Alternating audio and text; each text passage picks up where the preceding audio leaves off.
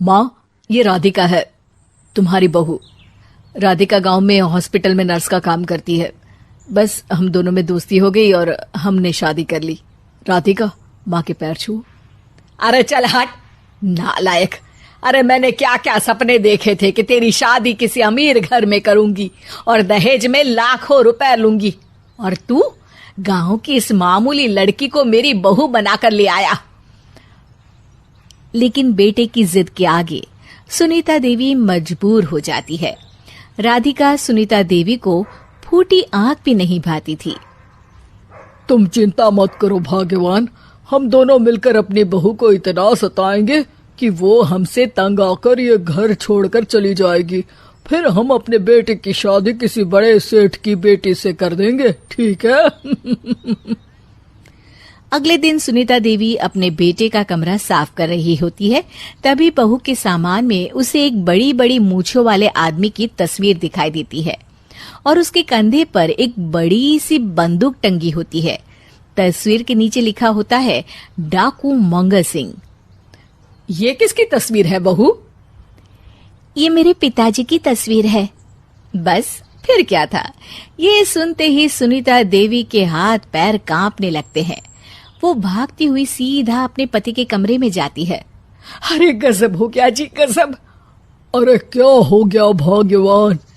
हमारी बहू एक मशहूर डाकू मंगल सिंह की बेटी है।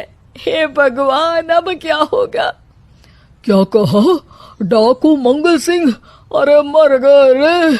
सुना है वो तो बड़ा ही खतरनाक डाकू है, मारता ज्यादा है गिनता कम है। लोग पुलिस वाले भी उसके नाम से कांपते हैं।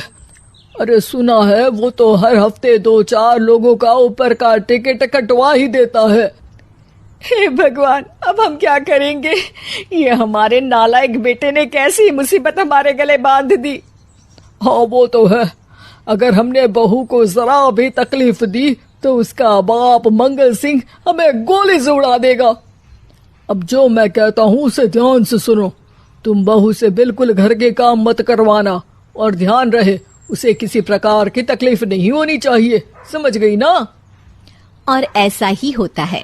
अगले दिन सुनीता देवी रसोई में खाना बना रही होती है कि तभी, ये क्या माँ जी, मेरे रहते आप खाना बना रही हैं? चलिए हटिए, मैं खाना बना देती हूँ। अरे नहीं नहीं बहू, तू यहाँ क्यों आ गई? जा, तू अपने कमरे में जाकर आराम कर, मैं खाना बना लूंगी। सुनीता देवी जिद करके राधिका को भेज देती है।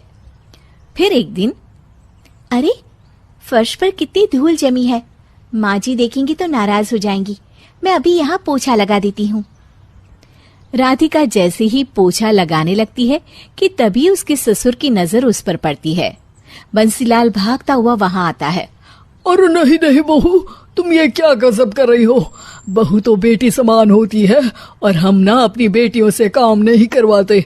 तुम आराम से बैठकर YouTube पर किड लॉजिक चैनल की सास बहू की कहानियां देखो। वो लोग ना बहुत अच्छी अच्छी कहानियां बनाते हैं। सच? आप देखते हैं? अरे मैं तो रोज देखता हूँ। शहर की बहू तो मेरी फेवरेट कहानी है। हाँ, ये कहकर बंसीलाल पोछा लगाने लगता है। इस तरह राधिका के सास ससुर सारा दिन उसकी खुशामद में लगे रहते हैं और उसे किसी महारानी की तरह रखते थे। कैसा लगा बहू? पिज्जा टेस्टी तो है ना? अच्छा, मीठे में क्या खाओगी बोलो तो? माँ जी, मुझे तो काजू कतली बहुत पसंद है और उसके बाद 1 गिलास लस्सी मिल जाए तो मजा आ जाएगा। ये सुनते ही सुनीता देवी अपने पति को कोहनी मारते हुए कहती है, अरे सुना नहीं बहू क्या मांग रही है? जल्दी से भागकर बाजार जाइए और सब खरीद कर ले आइए। हाँ हाँ भाग्यवान, अभी जाता हूँ। राधिका की तो 5 उंगलियां घी में थी। वो तो अपने ससुराल में मजे कर रही थी। दूसरी तरफ राधिका की सास उसके लिए कभी नई साड़ी खरीद लाती तो कभी उसके लिए नए गहने बनवा देती। फिर एक दिन डाकू मंगल सिंह अपनी बेटी राधिका से मिलने अपने आदमियों के साथ आता है। उन सबको देखते ही राधिका के सास ससुर डर के मारे कांपने लगते हैं। मर गया रे। डाकू मंगल सिंह तो सच में कितना डरावना दिखता है, ऊपर से इतनी बड़ी बंदूक लेकर घूमता है। कैसे हैं समधी जी?